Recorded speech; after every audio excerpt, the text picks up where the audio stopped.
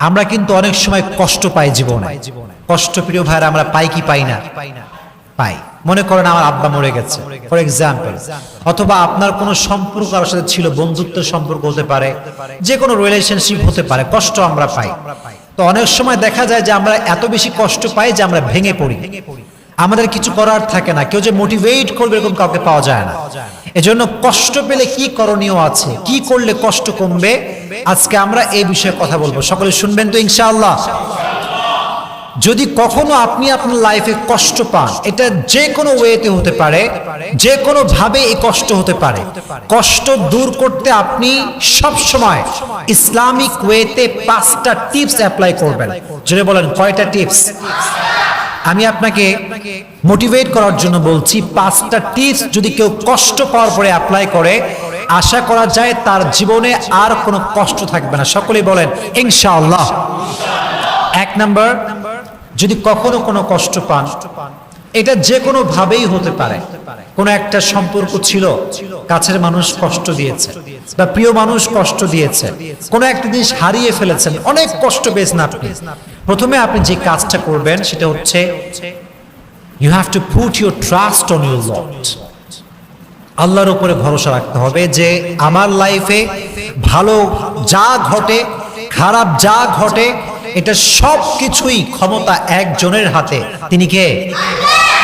যখন কষ্ট পেয়েছেন, ভালো করে বলছেন, আমার দিকে তাকান, যখন কষ্ট পেয়েছেন আপনি, আপনি বলবেন আল্লাহ যা হয়েছে ভালোর জন্য হয়েছে, তুমি যা করেছো এটা ভালোর জন্যই করেছো, আমার তোমাকে নিয়ে কোনো অভিযোগ নাই, আমার জীবনে যা ঘটেছে আমি সেটার জন্যই পড়ছি আলহামদুলিল্লাহ। সকলে একবার পড়েন তো মন থেকে আলহামদুলিল্লাহ।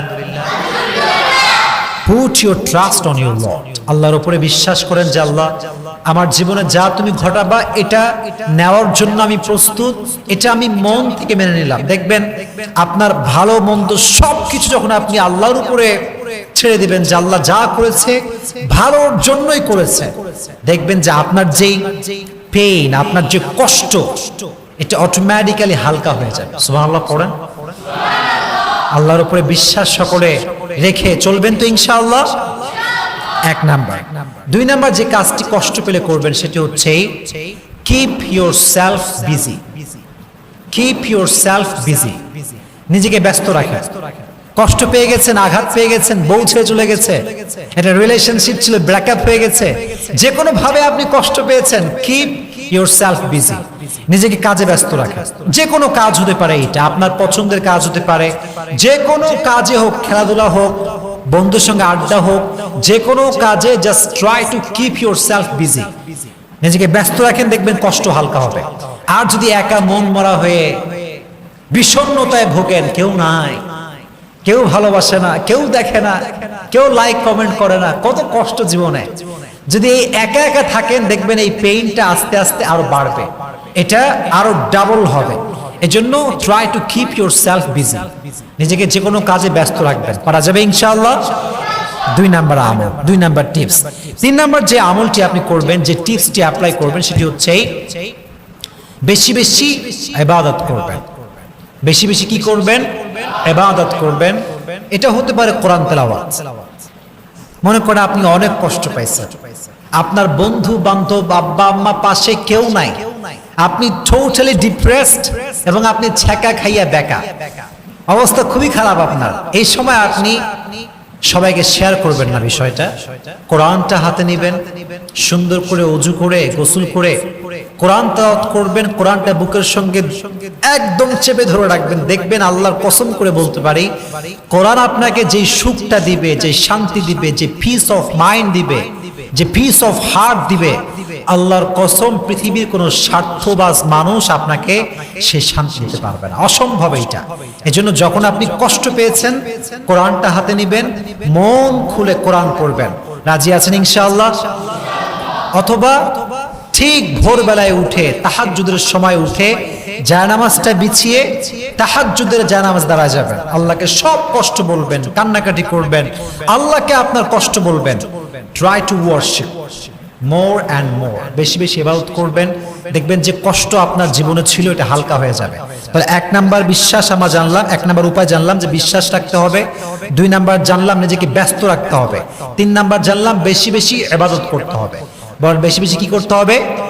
ইবাদত করতে হবে। 4 নাম্বার হচ্ছে spend your time with good people. যদি কষ্ট বেশি পেয়ে যান, ভালো মানুষের কাছে যাবেন। কি মানুষের কাছে যাবেন প্রিয় ভাইয়ারা? ভালো মানুষ যারা, যাদের চরিত্র ভালো, আচার আচরণ ভালো, এটা বেশিরভাগ ক্ষেত্রে আলেম ওলামার মাঝে পাওয়া যায়। স্কলার যারা, তারা ভালো চরিত্রের হয়। হুজুরদের কাছে যাবেন, ইমাম সাহেবের কাছে যাবেন, কথা বলবেন, দেখবেন মনটা অনেক হালকা হবে। এই যে যখন কষ্ট পাবেন, তখন আপনার সময়টা আপনি খারাপ জায়গায় দিবেন না, গান শুনবেন না, মোবাইল ফোনে বাজে ভিডিও দেখবেন না, ভালো মানুষের কাছে গিয়ে সময়টা কাটাবেন। রাজি আছেন ইনশাআল্লাহ? 4 নাম্বার। 5 নাম্বার, এটি খুবই গুরুত্বপূর্ণ এবং এটি শেষ টিপস, সেটি হচ্ছে spend your time with your parents. আব্বা আম্মার সঙ্গে সময় কাটাবেন। অনেকে দেখা যায় যে পৃথিবীর সবার সঙ্গে সে সময় কাটায়, কিন্তু আব্বা আম্মাকে একটা মুহূর্ত সময় দেয় না। এরকম লোক বাংলাদেশে আছে না নাই? অনেক আছে। মনে করে যে আমার বন্ধু আপন, অমুক আপন, তমুক আপন। বিশ্বাস করেন, বিপদে পড়লে আব্বা আম্মার চাইতে আপন পৃথিবীতে আর কাউকে পাওয়া যায় না। কথা বলেন ঠিক কিনা? আব্বা আম্মা সবচেয়ে বেশি আপন। এই জন্য কষ্ট পেলে আব্বা আম্মার সঙ্গে শেয়ার করবেন, আব্বা আম্মাকে বলবেন, আব্বা আম্মার সঙ্গে আপনার টাইমটা স্পেন্ড করবেন, দেখবেন আপনার কষ্ট হালকা হয়ে যাবে। তাহলে আমরা উপায় জানলাম 5টা। জোরে বলেন কয়টা? 5টা। আচ্ছা আমরা রিপিট করি, এদিকে সবাই এদিকে রিপিট করি। আমাকে একজন মুখস্থ শোনাবেন, পারবেন তো ইনশাআল্লাহ? দেখি কে মুখস্থ শোনাতে পারে। 1 নাম্বার আমি বলে দিচ্ছি। 1 নাম্বার, বিশ্বাস এবং ভরসা করবেন একজনকে। তিনি কে? হ্যাঁ, এত মরা, জোরে বলেন কে? 2 নাম্বার, নিজেকে ব্যস্ত রাখবেন। নিজে কি রাখতে হবে? 3 নাম্বার, বেশি বেশি ইবাদত করতে হবে। বেশি বেশি কি করতে হবে? 4 নাম্বার, ভালো মানুষের সঙ্গে সময় কাটাতে হবে। আর 5 নাম্বার হচ্ছে আব্বা আম্মার সঙ্গে সময় কাটাতে হবে। আচ্ছা কেউ কি আছে আমাকে বলতে পারে 5টা? আচ্ছা বলো, আমি সাহায্য করব। কেউ নাই? কেউ নাই, মুখস্থ করে নাই কেউ। আচ্ছা 1 নাম্বার, বিশ্বাস রাখতে হবে। সবাই বলেন 1 নাম্বার কি রাখতে হবে? 2 নাম্বার, নিজেকে, মাশাআল্লাহ। 3 নাম্বার, বেশি বেশি, বাচ্চাদের ব্রেইন বেশি, তোমাদের ব্রেইন নেই, তোমরা মগা। 3 নাম্বার, বেশি বেশি কি করতে হবে? ইবাদত করতে হবে। মজা করলাম। 4 নাম্বার হচ্ছে ভালো মানুষের সঙ্গে, এই তো মাশাআল্লাহ। 5 নাম্বার, বাবা মায়ের সঙ্গে সময় কাটাতে হবে। দেখছেন, এই বাচ্চাদের নলেজ বেশি, মাশাআল্লাহ। তো আল্লাহ যেন আমাদের সবাইকে এই কাজগুলো মানা এবং বোঝার এবং আমল করার তৌফিক দান করে।